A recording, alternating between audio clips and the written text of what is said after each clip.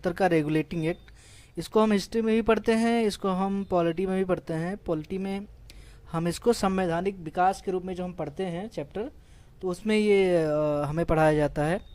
1773 का regulating act, 1781 का act, 1784 का एक्ट, ये सब हमें पॉलिटी में भी पढ़ाया जाता है। तो आज हम 1773 को पढ़ने जा रहे हैं। 1773 का एक्ट जो है वो ब्रिटिश सरकार के द्वारा, ब्रिटिश संसद द्वारा पारित किया गया यह पहला एक्ट है जो ब्रिटिशर्स यहाँ पे, हमारे यहाँ पे व्यापार करने आए थे। ब्रिटिश कंपनी जो आई थी व्यापार करने, और वो बाद में शासन करने लगी, तो उस कंपनी को नियंत्रित करने के लिए यह कानून पारित किया गया था ब्रिटिश संसद से। तो इसके विषय में और जान लेते हैं हम। इसकी थोड़ी सी पृष्ठभूमि हम समझ लेते हैं कि जब 1757 की लड़ाई और 1764 का जो युद्ध हुआ था, उसमें ब्रिटिश कंपनी का जो है काफ़ी जो है नुकसान हुआ। तो इन्होंने ब्रिटिश संसद से लोन की अर्जी दायर की कि हमें जो है कुछ लोन चाहिए। तो ब्रिटिश जो गवर्नमेंट थी वो पहले से ही इन पे नज़र बनाए हुई थी कि ये कंपनी जो भारत में गई थी, ये व्यापार करने गई थी और वहाँ पे अब ये शासन करने लगी है। तो कहीं ऐसा ना हो कि ये, क्योंकि भारत का क्षेत्रफल बहुत ज़्यादा बड़ा था और वहाँ पे शासन करने के साथ साथ वो ब्रिटिश में भी उनकी गवर्नमेंट को कोई नुकसान पहुँचा सके, तो उन्होंने भी इसके ऊपर जो है कंपनी के ऊपर नज़र बना रखी थी।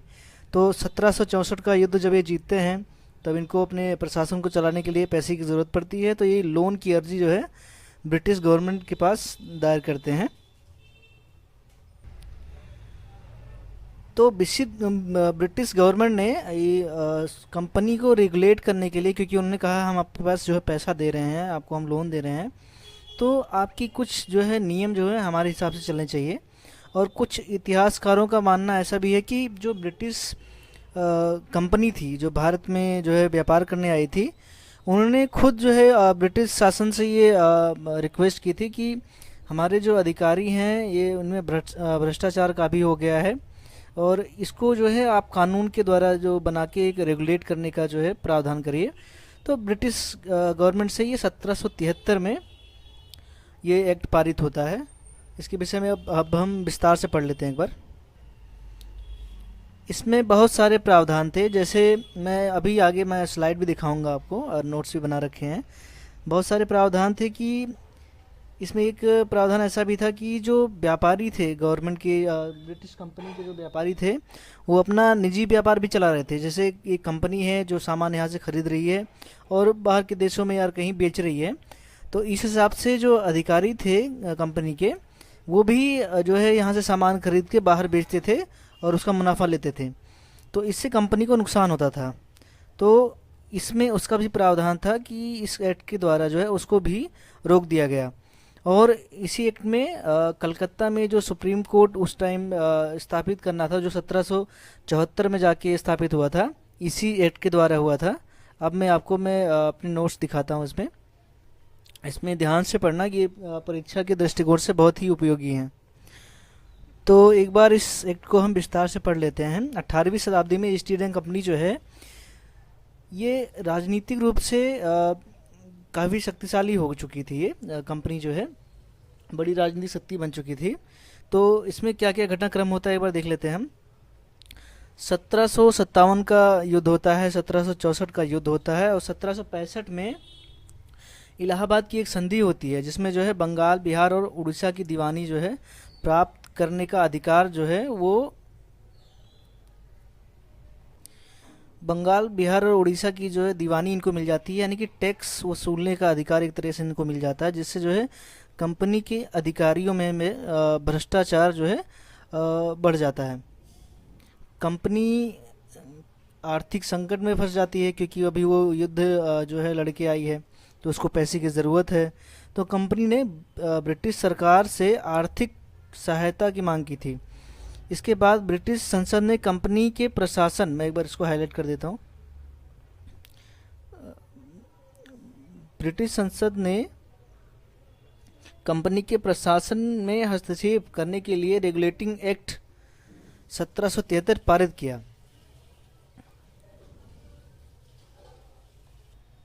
सत्रह सौ तिहत्तर का रेगुलेटिंग एक्ट भारत में संवैधानिक विकास की दिशा में पहला महत्वपूर्ण कदम जो है माना जाता है, क्योंकि जब इसको हम पॉलिटी में पढ़ते हैं तो संवैधानिक विकास के रूप में जब ये पढ़ाया जाता है तो इसमें 1773 से लेकर बाकी जो 1947 तक के जितने भी कानून पारित हुए ब्रिटिश संसद से वो हमें सब पढ़ने होते हैं। तो पहली बार ब्रिटिश संसद ने ईस्ट इंडिया कंपनी में भारतीय प्रशासन को नियंत्रित करने के का प्रयास किया। बंगाल के जो इसमें एक प्रमुख जो चेंजेस हुए थे इसमें लिखा हुआ है कि बंगाल के गवर्नर को गवर्नर जनरल बना दिया गया, यानी कि बंगाल का जो गवर्नर था उसको बंगाल का गवर्नर जनरल बना दिया गया था।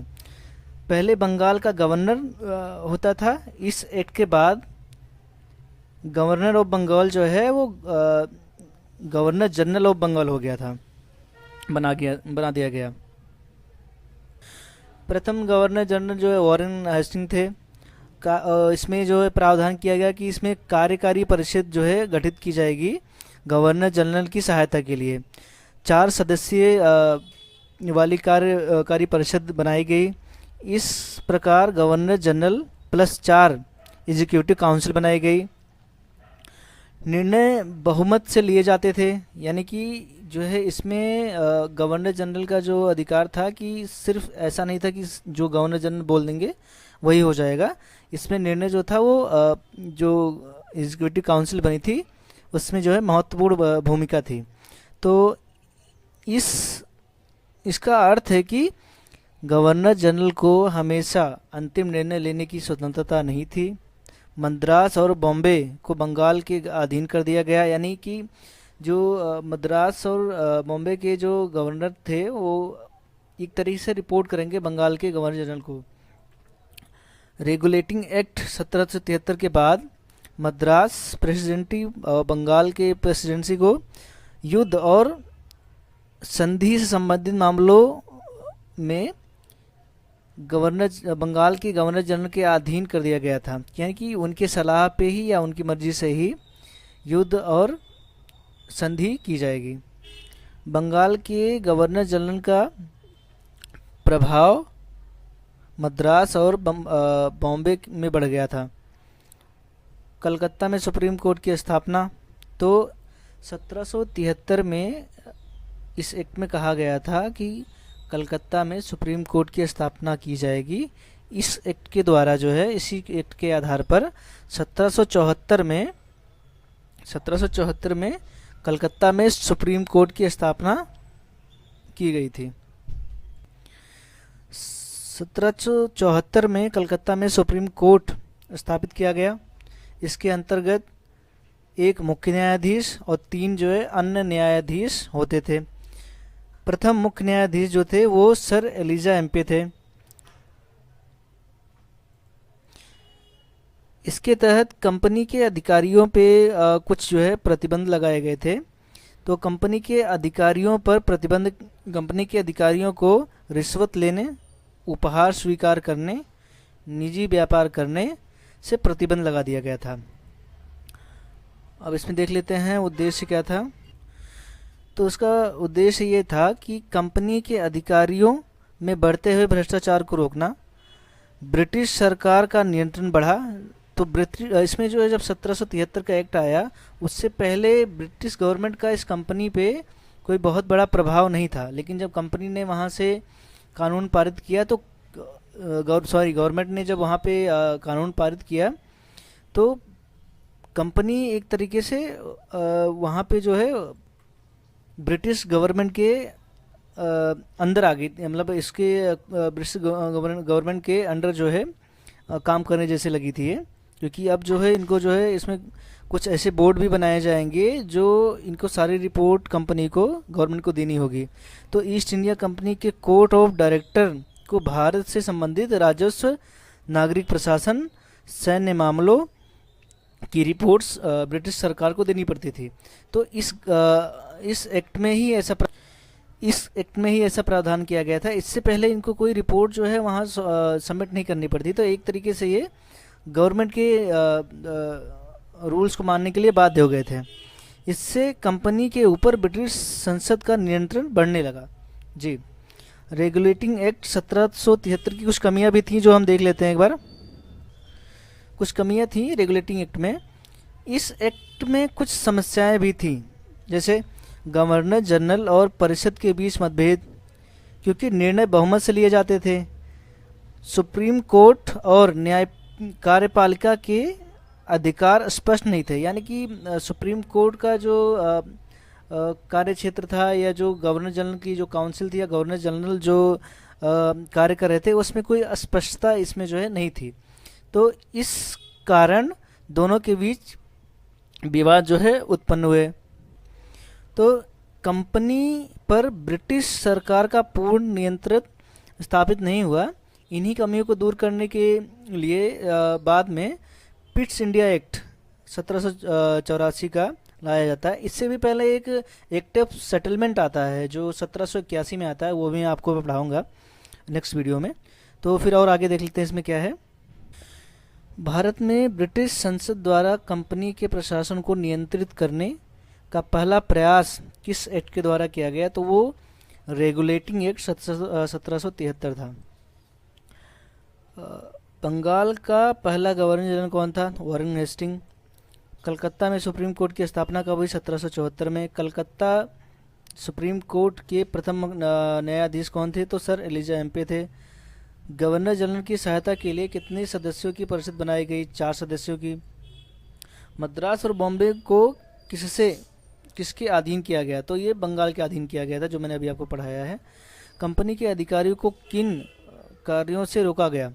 निजी व्यापार, उपहार और रिश्वत लेने से रोका गया। तो ये इतना था 1773 के एक्ट के बारे में। इसमें मैंने सारी चीज़ें जो एग्ज़ाम में पूछी जाती हैं या जा सकती हैं, वो मैं इसमें शामिल कर दिए हैं।